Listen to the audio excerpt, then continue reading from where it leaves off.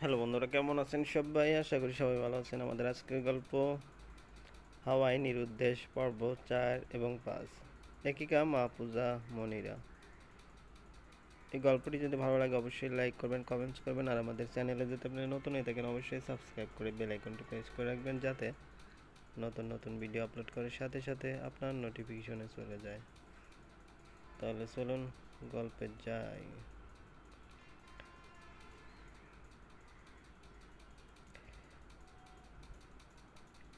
হাওয়াই নিরুদ্দেশ, লেখিকা মাহফুজা মনিরা, পর্ব 4। ভালোবাসা মানে তাকে আঁকড়ে ধরে রাখা নয়। ভালোবাসা কখনো বেঁধে রাখা যায় না। ভালোবাসাকে নিজের ভালোবাসায় সিক্ত করতে পারলে তা এমনিতেই থেকে যায় নিজের কাছে। কথায় আছে, যে থাকার সে এমনিতেই থাকবে, আর যে থাকার নয় সে এক যুগ পর হলেও চলে যাবে। মাঝে মাঝে মিথ্যে ভালোবাসাকে সত্য ভেবে মানুষ তার পিছনে ছুটে বেড়ায়, যার ফলাফল নিজের সর্বস্ব খোয়ানো, নিজেকে হারানো। ভালোবাসার মধুর সংজ্ঞা ভুলে পৃথিবীতে ভালোবাসা বলতে কিছু নেই। প্রবাদ মেনে চলা। নয়নিকাও তাই করেছে। সায়রকে নিজের করে পাবার আশায় নিজের সর্বস্ব খোয়াচ্ছে, নিজের সুন্দর মনটা হারিয়ে পাপী বিবেক নিয়ে গড়ে উঠেছে। এর ফলাফল ঠিক কতটা ভয়ঙ্কর হতে পারে জানা নেই কারো। নয়নিকা যখন নিজের ভাবনায় ব্যস্ত, সায়র তখন হিমিকে পাজা কোলে তুলে রুম থেকে বের হলো। সায়রের রুম আর নয়নিকার রুম একদম মুখোমুখি, দোতলার এমুক অমুক। নয়নিকার ভাবনার সুতো কাটে, বুকের ভিতরে চাপানো রাগটা মাথাচাড়া দিয়ে ওঠে আবারও। রেহানা আহমেদ সায়রের কাছে এসে জিজ্ঞেস করলেন, কোথায় নিয়ে যাস ওকে? সায়র বলল, হাসপাতালে। দেখো মা, কতখানি কাটছে। নয়নিকা ঠোঁট কামড়ে ধরল। রগে রগে ছড়িয়ে পড়ল ক্রোধ। চিবিয়ে চিবিয়ে বিড়বিড় করল, মরণ আল্লাহ দে, আর বাঁচে না। মাথায় উপস্থিত কুবুদ্ধি আসতেই নয়নিকা চেঁচিয়ে উঠল গলার সর্বোচ্চ জোর দিয়ে। পেটে হাত চেপে বসে পড়ল মেঝেতে, এমন একটা ভাব করলো যেন এক্ষুনি বাচ্চা বেরিয়ে যাবে। সায়র হিমিকে নিয়ে সিঁড়ির গোড়ে দাঁড়িয়েছিল তখন। নয়নিকার চিৎকার কানে আসতেই হিমিকে নিয়ে ছুটল ওদিকে। পিছন পিছন রেহানা আহমেদও। নয়নিকাকে ধরল রেহানা, উৎকণ্ঠিত হয়ে বলল, কি হয়েছে নয়ন, কি হয়েছে? নয়নিকা চোখ মুখ খিচে কাঁদো কাঁদো স্বরে বলল, খুব ব্যথা করছে আম্মা, মনে হচ্ছে কলিজা বেরিয়ে যাবে। রেহানা আহমেদ উদ্বিগ্ন চোখে সায়রের দিকে তাকায়। সায়র হিমিকে খাটে বসিয়ে দেয় দীর্ঘশ্বাস ফেলে। নয়নিকাকে ধরে দাঁড় করায় কোনো মতন, কিন্তু নয়নিকা দাঁড়াতেই গুড়িয়ে যাচ্ছে বারে বারে। শেষমেশ উপায় না পেয়ে নয়নিকাকে কোলে তুলে নেয় সায়র। হিমি ফোঁস আওয়াজ শ্বাস ফেলছে তখন। লড়াইটা যেন আরও পাকাপোক্ত হলো তার, এই বাড়িতে টিকে থাকার লড়াই। সায়র তার স্বামী, যদি নয়নিকা সায়রকে এত সহজে ছেড়ে না দেয় তবে হিমি ছাড়বে কেন? হিমিও চেষ্টা করবে সায়রকে ধরে রাখার। হিমির বিশ্বাস, সায়রে এত খারাপ মানুষের পিছনে একটা ভালো রূপও আছে। মুদ্রার এপিঠ ওপিঠ দু পিঠ হয়। হিমি সায়রের বাইরের পিঠ তো দেখলো, এবার ভিতরের পিঠ দেখবার পালা। সায়র হিমিকে বলল, এখন চুপচাপ বসে থাকবে, মা তোমায় ড্রেসিং করে দিবে, আর আমি সোহেল ডাক্তারকে পাঠাচ্ছি। হিমি মাথা কাত করলো। সায়র নয়নিকাকে নিয়ে চলে গেল। রেহানা আহমেদ ব্যস্ত হয়ে পড়লেন ফার্স্ট এইড বক্স খুঁজতে। হিমির পা থেকে অনেক রক্ত ঝরছে। ডাক্তারের চেম্বারে বসে আছে সায়র, মনের ভিতর হাজারো দুশ্চিন্তা। এই বাচ্চা সে চায়নি। যথেষ্ট প্রোটেকশন নিয়ে নয়নিকার কাছে যেত সে, তবুও কিভাবে হয়ে গেল? নাকি নয়নিকা ইচ্ছে করেই নিয়েছে, সায়র জানে না। তবুও যখন এসে গেছে, এখন একে মেরে ফেলার কথা মাথাতেও আনতে পারে না সায়র। সে খারাপ, খুব খারাপ, কিন্তু এতটাও না যে একটা বাচ্চাকে মেরে ফেলবে। নয়নিকা চেক আপ করে ডাক্তার শেলি সায়রের সামনে এসে বসে। মুখে উজ্জ্বল হাসি ফুটিয়ে বলে, সি ইজ ওকে। এরকম হয় মাঝে মাঝে, এগুলোকে ডাক্তারের ভাষায় বলা হয় প্যানিক অ্যাটাক। It's normal. সায়রের দুশ্চিন্তা মুছে গেল। সেও মুখে হাসি ফুটিয়ে বলল, থ্যাঙ্কস ডক্টর। শেলি একদৃষ্টিতে সেই হাসির দিকে তাকিয়ে থাকলো, প্রত্যুত্তরে কিছু বলতে ভুলে গেল। কি ভুবন ভুলানো হাসি! আচ্ছা, এই ছেলেটা বিবাহিত হলো কেন? যদি শেলি আরও আগে একে পেত তবে সে নিজেই বিয়ে করে ফেলতো। এরকম মন ভোলানো হাসি খুব কম মানুষের হয়। সায়র শেলের দৃষ্টি ফলো করলো। অপ্রস্তুত হলো না সে, বরং এটাই স্বাভাবিক। সে যেখানেই যায় তার হাসি দেখলে মেয়েরা লুটিয়ে পড়ে। সায়র মুচকি হাসলো, নিচ থেকে বলল, নয়ন কই? শেলের ভাবনা ভাঙ্গে কথায়। সামান্য অপ্রস্তুত হয় সে। আমতা আমতা করে বলল, ভিতরে শুয়ে আছে, যান ভিতরে। সায়র উঠে ভিতরে যায়। শেলির বুক চিরে পিছলে পড়ে দীর্ঘশ্বাস। এত সুন্দর ছেলেও পৃথিবীতে হয়, সে এর আগে তো কোনোদিন দেখেনি। নয়নিকার সাদা বেডে শুয়ে আছে, দৃষ্টি সাদা সিলিংয়ে। কিছু একটা ভাবছে সে, আর মুখে ফুটে আছে পৈশাচিক হাসি। সায়র হঠাৎ জিজ্ঞেস করলো, কি ভেবে হাসছো? আচমকা সায়র আসায় নয়নিকা চমকে লাফিয়ে ওঠে। সায়র নয়নিকার কাঁধে হাত রেখে বলে, আরে এটা আমি, ভয় পেলা নাকি? নয়নিকা শান্ত হয়, কলিজায় প্রশান্তি আসে। মাথা হালকা নেড়ে বলে, একটু ভয় পাইছি, হঠাৎ কথা বললা তো তাই। ও, তো কি ভাবছিলা? নয়নিকা উঠে বসে ধীরে ধীরে বলল, ভাবছিলাম আমাদের বাবুর কথা। আচ্ছা সায়র, তোমার মেয়ে চাই নাকি ছেলে? সায়র এসব কথার মাঝে ইন্টারেস্ট খুঁজে পায় না কোনো, তবুও দায়সারাভাবে জবাব দিল, তুমি যেটা চাও সেটাই। নয়নিকার মন ভরে উঠল ভালোবাসায়, চোখ চিকচিক করলো তার। সায়রের চোখে চোখ রেখে বলল, আমি একটা মেয়ে চাই, যে একদম তোমার মতো হবে, ফর্সা, আলতা সাদা গায়ের রং হবে। তার থাকবে তোমার মতো মোটা জোড়া ভ্রু আর ঘন চুল। আর শোনো, তোমার ওই যে ভুবন বোলানো হাসিটা আছে, ওটা তো থাকতেই হবে, মাস্ট। সায়র হাসলো। নয়নিকা বিড়বিড় করে বলল, তোমার এই হাসি দেখেই এমনভাবে আছাড় খাইছি তোমার প্রেমে যে এখন আর উঠতেই পারছি না। সায়র শুনলো কথাটা, হাসলো, আবার বলল, চলো বাড়ি যাব। নয়নিকা বেড থেকে নামে সাবধানে। সায়রের এক হাত চেপে ধরে বলল, চলো। সায়র যখন বেরিয়ে যাচ্ছিল নয়নিকাকে নিয়ে, ডাক্তার শেলি বলল, এক্সকিউজ মি, একটা কথা জানার ছিল। আপনার কোনো ভাইটাই আছে? সায়র ভ্রু কুঁচকে ফেলে বলল, কেন? না এমনি। শেলি লজ্জা পেল খানিক। সায়র বুঝে মুখে আবার সেই ভুবন বোলানো হাসি ফুটিয়ে বলল, আমি এক পিসি, আমার কোনো ডাবল পিস নেই। সায়র বেরিয়ে যায়। তারপর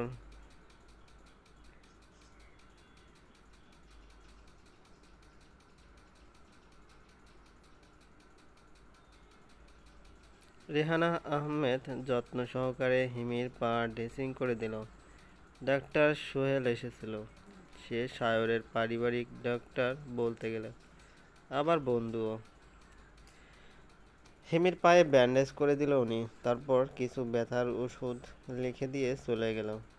একা নিজের রুমে ভালো লাগছিল না বলে হিমি শিমুলের সহযোগিতায় নিচে নেমে আসে।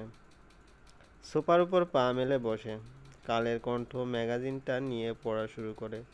শিমুল রান্নাঘরে কাজ করছে, আর রিহানা আহমেদ উপরে তার রুমে গোসলে ব্যস্ত। এমন সময় হিমির ফুপি সাবিকুন্নাহার আসলেন, সাথে আরাফ। দরজা খোলাই ছিল, তাই তিনি সরাসরি ঘরে ঢুকে গেলেন। হিমিকে সোফায় দেখে বুক শান্ত হলো তার। মেয়েটা ভালোই আছে তাহলে, কত বড় বাড়ি, বাহ। হিমির চোখ প্রথমে ফুপির উপর গেল। সিগারেট পোড়া ঠোঁট, গর্ত হয়ে যাওয়া চোখের মালিক আরাফের দিকে নজর গেল তার। ফুটফুটে চেহারা আজ ধ্বংসের পথে। দীর্ঘ 8 মাস পর আরাফের সাথে দেখা হলো হিমির। সেই 8 মাস আগের আরাফ আর এখনের আরাফের মাঝে বিস্তর তফাৎ। সাবিকুন্নাহার এসে হিমির পাশে সোফায় বসে। হিমি ম্যাগাজিন রেখে নড়ে চড়ে বসলো ততক্ষণে। হিমির ব্যান্ডেজ পা দেখে হিমির ফুপি আর্তনাদ করে উঠলেন, ইয়া আল্লাহ, তোর পায়ের এডি কি অবস্থা রে হিমি? কেমন হয়েছে? হিমি স্বাভাবিক কণ্ঠে বলল, পাপোশে কাজ পড়েছিল ফুপি, দেখিনি, পা লেগে কেটে গেছে। হিমি কথা বলছে তার ফুপির সাথে, অথচ নজর আরাফের দিকে। আরাফ কাঁচুমুচু হয়ে সামনের সোফায় বসে আছে, দৃষ্টি নিচের দিকে। ফুপি হাত বুলিয়ে দিল পায়ের উপর, অভিযোগের সুরে বলল, বিয়ে করলি অথচ একবার জানালিও না। আমার কাছে বুঝি ফোন আছে ফুপি? মাকে বলেছিলাম জানাতে, কিন্তু জানায়নি। নয়নতারার কথা আসতেই ফুপির চোখ মুখ শক্ত হয়ে গেল। কাঠ গলায় বললেন, তোর মা তো একটা খাটাস, প্রয়োজন পড়লে আমাকেও চিনে, আর এছাড়া দুই আনার পাত্তা দেয় না। আমগো ভাতিজির উপরে কি আমগো অধিকার নাই? আছে তো ফুপি, কিন্তু তুমি তো জানোই মা ওরকমই। বাইরে পই পই করে কইছিলাম ওই ছেড়িরে বিয়া করিস না, কিন্তু না, কে হুনে কার কথা, বিয়া করলো, কইরা নিজে মরলো, এখন আমগো হিমির ডাড়েও মারবো। হিমি উত্তর দিল, না, তার বাবা যক্ষ্মায় মারা গেছেন, অবশ্য এতে তার মায়েরই হাত আছে প্রচুর। যখন হিমির বাবা বলতো আজ কাম কইরা ডাক্তারের কাছে যামু, কাজটা কমতাছে না, দেহামু ডাক্তার, তখন হিমির মা বাধা দিত, নিজের কসম কাটাইয়া বলতো যাওয়ান লাগবো না, এডি নর্মাল কাশি, হের থেইকা হেই টাকা দিয়া ভালো মন্দ দুইটা খাইতে পারমু, আকামে টাকা খোয়াইও না। হিমির বাবা আর সাহস করে ডাক্তার দেখাতো না। একদিন ভরা পূর্ণিমার রাতে কাশতে কাশতে রক্ত বের হলো হিমির বাবার। তখন হিমির বয়স 10। সেই রক্ত থেকে হিমির বাবা অজ্ঞান হয়ে গেল, আর কোনোদিন জ্ঞান ফিরল না তার। এ নিয়ে সাবিকুন্নাহারের আফসোসের ঠিকানা কম ছিল না। ভাগ্যবশত সাবিকুন্নাহার ভালো জায়গায় বিয়ে করতে পেরেছিল। তার স্বামীর নিজের গাড়ির গ্যারেজ, ভালো খায় তারা, ভালো পড়ে। সাবিকুন্নাহার সবসময় হিমির বাবাকে সাহায্য করতে চাইতো, কিন্তু পারতো না অতটা তার স্বামীর কারণে। লোকটা সব দিক দিয়ে ভালো হলেও দারুণ কিপটুস, একটা টাকা ধার দেয় না কাউকে, সেখানে কাউকে মাগনা টাকা দেওয়া। হিমি আর হিমির ফুপুর কথায় মাঝেই রেহানা আহমেদ নিচে নামলেন। বয়স হলেও মহিলার চেহারায় এখনো স্নিগ্ধতা লেগে আছে। হিমি পরিচয় করিয়ে দিলেন, আম্মা, ইনি আমার একমাত্র ফুপু, আর ফুপু এই হলেন আমার শাশুড়ি। ফুপি উঠে গিয়ে রেহানা আহমেদকে বসতে বললেন। রেহানা আহমেদ কিন্তু ওখানে বসলেন না, তিনি অন্য সোফায় বসলো। সাবিকুন্নাহার আবার নিজের জায়গায় বসে পড়লেন। কেমন আছেন? বিয়েতে তো আপনাকে দেখলাম না। হিমির মায়ে আমগো জানাই নাই যে হিমির বিয়া দিতেছে, না জানলে কেমনে আসুন। ও মা, জানাই নাই কেন? হিমির মা এমনই, ঠেকলে মানুষ চেনে, নাইলে কাউরে দুই আনার পাত্তা দেয় না। কথার মাঝেই রেহানা আহমেদ এর চোখ পড়ল আরাপের দিকে। তিনি প্রশ্ন করলেন, এ কে? আপনার ছেলে? জি, ওর নাম আরাপ, আমার বড় ছেলে, অনার্স 3য় বর্ষে পড়তেছে। আরাপ রেহানা আহমেদকে সালাম প্রদান করলেন। 8 মাস পর হিমি আরাপের কণ্ঠটা শুনতে পেল। হিমির গায়ে রক্ত ছলাৎ করে উঠল যেন। রেহানা আহমেদ সালামের জবাব দিয়ে সাবিকুন্নাহারকে বললেন, একটাই ছেলে আপনার? না, আরেকজন আছে, সৌরভ নাম, ইন্টার পরীক্ষা দিল এবার। আচ্ছা আচ্ছা, সুখী পরিবার। সাবিকুন্নাহার হেসে বলল, জি জি জি। সায়র নয়নিকার হাত ধরে ঘরে ঢুকল। রেহানা আহমেদ কাঁচুমুচু হয়ে গেল। এমন সময়ই আসতে হলো এদের। নয়নিকা আর সায়র যেমন প্রশ্নবিদ্ধ চোখে সাবিকুন্নাহার আর আরাপের দিকে তাকিয়ে রয়, ঠিক তেমনি করে সাবিকুন্নাহার আর আরাপও ওদের দিকে তাকিয়ে থাকে। সাবিকুন্নাহার হিমিকে বললেন, ইনি কে রে? তোর ভাসুর আর ভাসুরের বউ? রেহানা আহমেদ লজ্জায় পড়ে গেলেন, কিন্তু হিমি স্বাভাবিক গলায় বলল, উনি আমার স্বামী, আর পাশে আমার সতীন। চলবে। হাওয়াইনির উদ্দেশ, লেখিকা মাহফুজা মনিরা। পর্ব 5। অতিরিক্ত বিস্ময়ে বা ভয়ঙ্কর কিছুতে মানুষের স্মৃতিশক্তি লোপ পায় খানিক। মাথার নিউরন কাজ করা বন্ধ করে দেয়, মস্তিষ্ক ফাঁকা ফাঁকা লাগে। তখন মানুষটা তাৎক্ষণিকভাবে কোনো জবাব প্রদান করতে না পেরে ফ্যালফ্যাল করে তাকিয়ে থাকে। সাবিকুন্নাহার দশা ঠিক তাই। সে হতভম্বের মতো সায়র আর নয়নিকার দিকে কতক্ষণ তাকিয়ে কাটায়। তারপর হঠাৎ বলে, তুই কি মজা করতেছিস আমাদের সাথে? হিমি বিরক্ত হয়ে কপাল কুঁচকে বলল, মজা করব কেন? আমি কি তোমার বেয়াই লাগি? আমি সত্যি বলছি, উনি আমার স্বামী। সায়রকে উদ্দেশ্য করে হিমি বলল, বলুন, আপনি আমার স্বামী না? সায়র বোকার মতো বলে, হ্যাঁ, আমি তো তোমার স্বামী। আচ্ছা, এনারা কারা? সায়র এগিয়ে এসে রেহানা আহমেদের পাশে সোফায় বসে। রিহানা আহমেদকে উদ্দেশ্য করে আবার একই প্রশ্ন করে। আম্মু, এনারা কারা?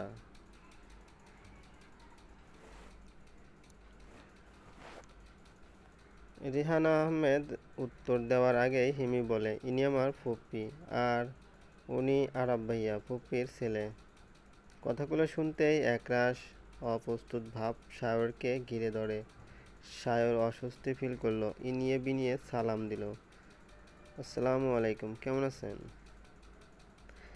সাবিকুন্নাহার জবাব দিলেন না সালামের। অগ্নি দৃষ্টিতে হিমির দিকে তাকিয়ে বললেন, এসব কি হিমি? এগুলা কি হইতাছে? হিমি কণ্ঠ স্বাভাবিক করে বলল, কি হচ্ছে পুপি? যা হচ্ছে তোমার চোখের সামনেই তো হচ্ছে। তুই সতীনের ঘর করিস? তোর মা এমন জায়গা দেখে বিয়া দিলা?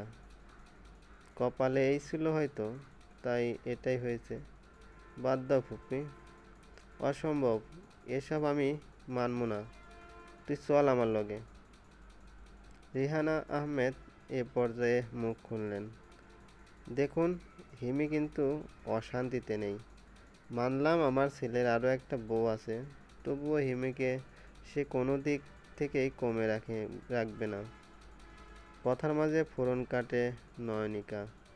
হ্যাঁ হ্যাঁ, সায়র আমাকেও কোনো দিক থেকে কমতিতে রাখেনি, এমনকি আগের দুই বউকেও রাখেনি। রিহানা আহমেদ ধমকে উঠলেন নয়নিকাকে। সায়র দাঁতে দাঁত চেপে নয়নিকার দিকে তাকালো। সাবিকুন্নাহার বিস্ময়ে ফেটে পড়লেন এবার। কি, আগের আরও দুইটা বউ আছে?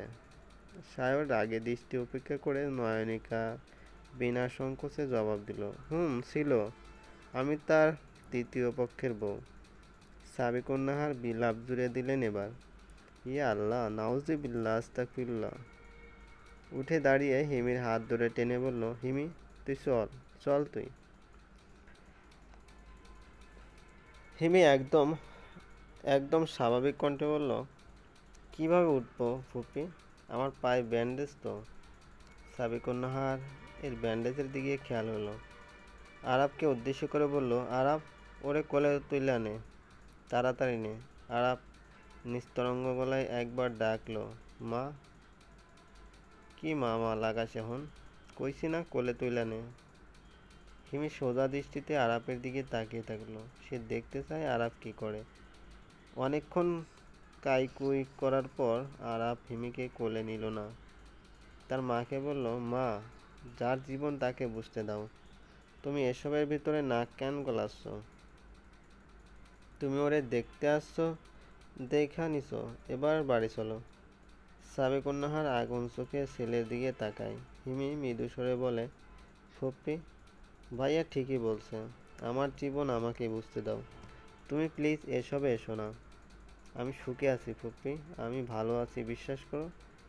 সাবিকুন্নাহার অবিশ্বাস্য চোখে হিমির দিকে তাকিয়ে থাকে। রয়েস হয়ে বলল, তুই যাবি না আমাদের সাথে? হিমি পূর্বের সুরেই বলে, না ফুপ্পি।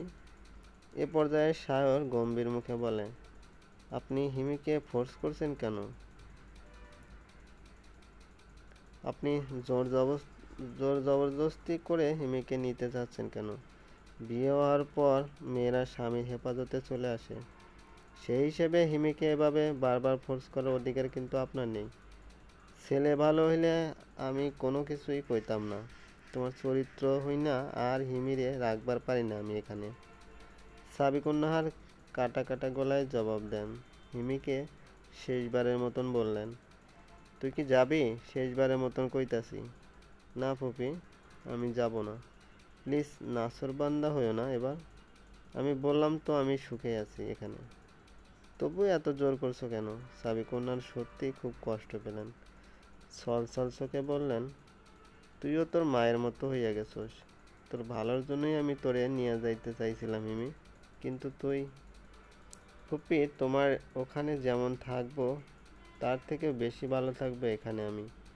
এখানে ফুপার মতো কেউ নেই, আর না আছে কোনো প্রতারক। হিমি আরাফের দিকে তীক্ষ্ণ দৃষ্টি ফেলে। আরাফও তাকায় হিমির দিকে, চোখাচোখি হয়।